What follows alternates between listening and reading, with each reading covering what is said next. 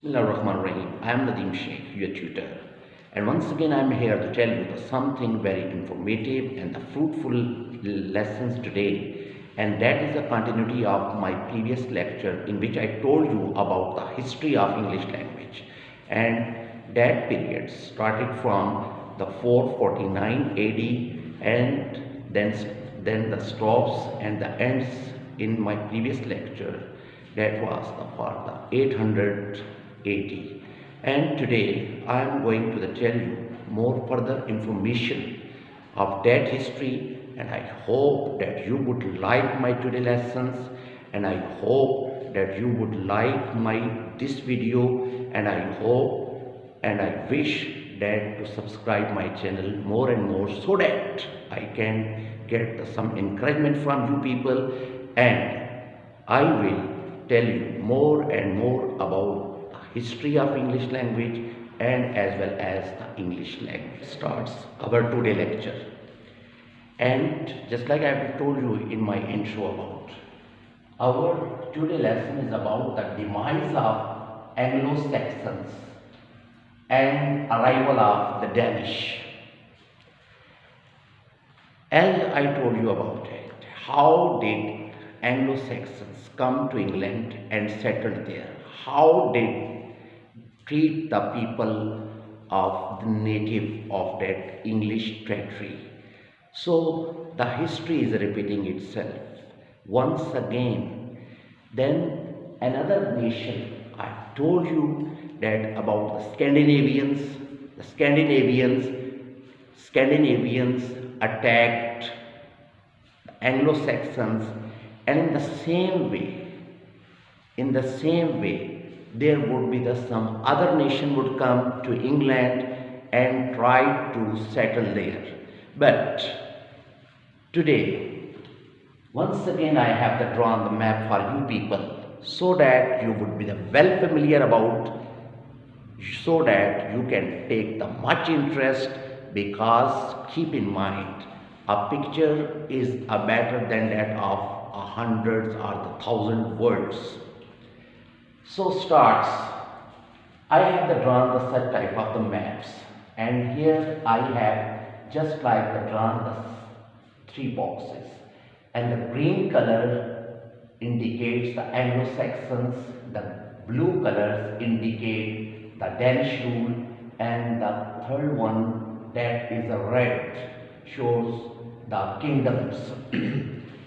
Anglo-Saxons made their own kingdoms. I told you in my first lectures that was about the history of English language, the starting history of the English language. So once again,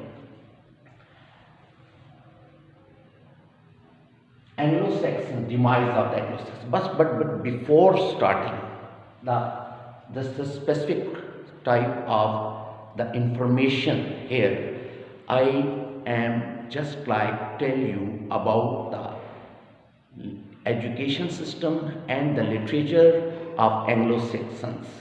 So I have just like made a Christianity and the literature of Anglo-Saxons. The church brought education. The church brought educations when the Romans came to England. That was so interesting, because I told you about it. The Anglos were pagans. At that time, they don't believe in any type of religions in that specific age. But when the Romans came there, they built their own they built their own churches, monasteries, libraries there. They started to teach the people. They started to teach the people of Anglo-Saxons. But in which way, I am going to tell you. The church brought education and the written literature to England. Before coming of the Romans, there was no any type of any specific system of education in Anglo-Saxons. So when they brought the literature to England, the monks established the churches, monasteries. They introduced the written method. Monks preserved not only the Latin and Greek classics. Here I just mentioned the Greek classics. Even today, if we look at the word alphabets, so then keep in mind whether the Romans, whether any type of nations of that age, they were unaware about the alphabets. They took the alpha and beta, they joined the alpha and beta and made a word alphabets.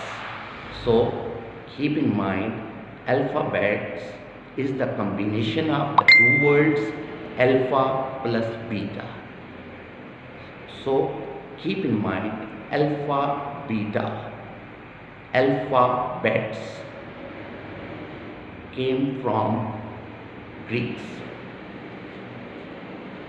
and the Latin classics, but also popular the literature Beowulf. Beowulf was the first literature of Anglo-Saxons. In another video, I will try to tell you about the brief story, the synopsis of Beowulf. That was so interesting. That was not in the written form at that time. Just like हम अपनी ज़बान में कहते हैं सीना gazette. It was a fashion in Anglo-Saxons age to tell the story. For this purpose, they made a specific type of place in their locality that was called the Shoop, S-H-O-O-P.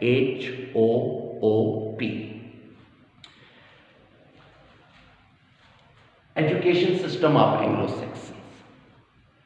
Anglo-Saxons had two types of alphabets. Two types of the alphabets, the Runic and the Romans.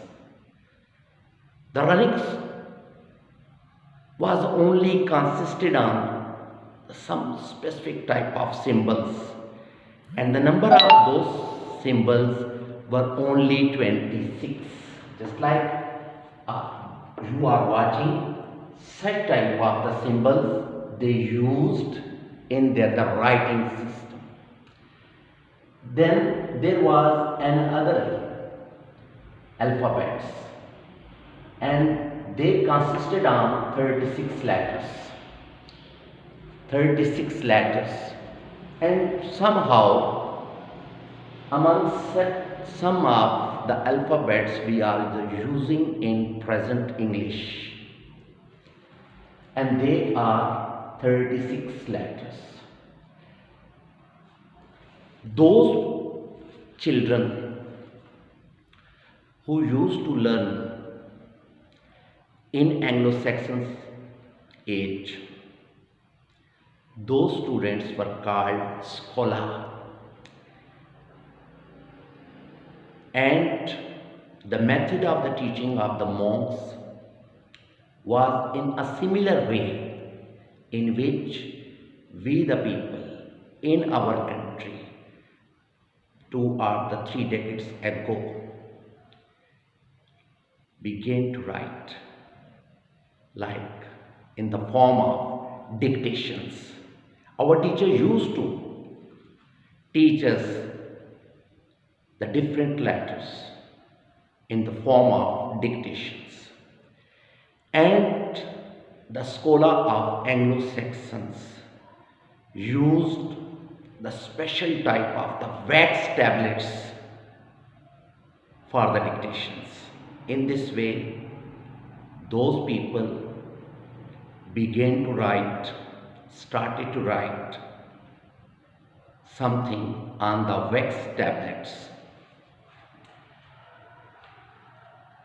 Anglo-Saxons tried their best to maintain their kingdom, but they failed because the Scandinavians began to enter in such type of areas, and they occupied, they attacked and occupied these specific areas which I have just like the mention in a blue colors: Elmet, York, Bro, Lincoln, East Anglia, Cambridge, Middle Anglia.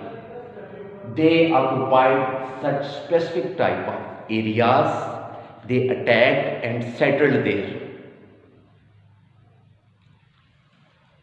Then Anglo-Saxons tried their best to stop them. Their king was Alfred. The first ever king of England was Alfred. Alfred tried his best to stop the encroachment of the Danish people. But the Danish, who were the later called Vikings, and these were the two nations, Norse and the Danes. The people of the Norse and Danes became the Danish. They occupied such areas and they tried their best to capture the other areas like the Devon, Bath, the Sussex, Essex, Kent. They tried their best, but Alfred was so brave at a time. He was not given the permission. He was trying to stop the encroachment of the Danish people, but the Danish were so strong. They came, they settled, they ruled. In 800 Danish, I've told you about the combination of the Norse and Danes attacked England. They killed the people, demolished churches, halted the growth of learning. Only Saxons kingdom of Wessex, the kingdom of Wessex tried to stop them, and he stopped the Danish. I've told you about Alfred. In 871, Alfred, who was the first king of England, took control of Wessex and he stopped Danish. Danes too converted, assimilated and gave us the world's sky. These were the specific words we are using in our the present English. The sky, scale, skate. These are some other hundreds of the words English took from the Danish language. In 886 AD, England was divided. That is why I here divided the map into the three parts.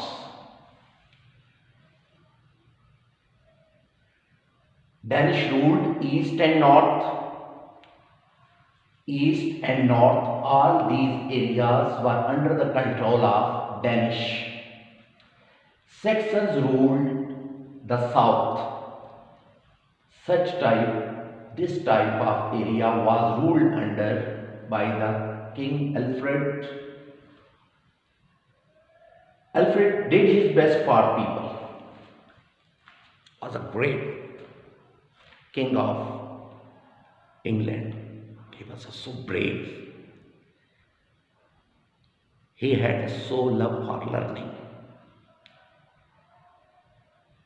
He tried to write the bead history in which the history of Anglo-Saxon was mentioned. He tried to pacify the people of Anglo, but he was failed.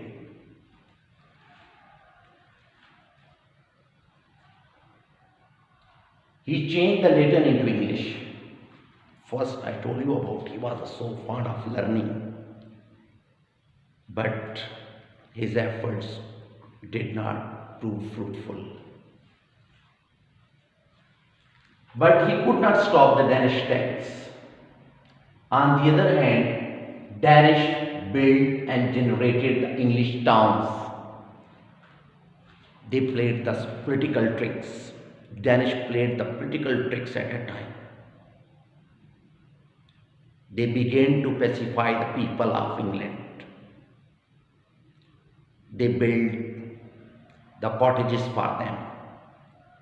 They introduced the different systems for England.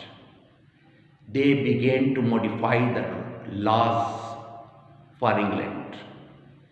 And later on, they called their rules the Dane laws. Dane laws.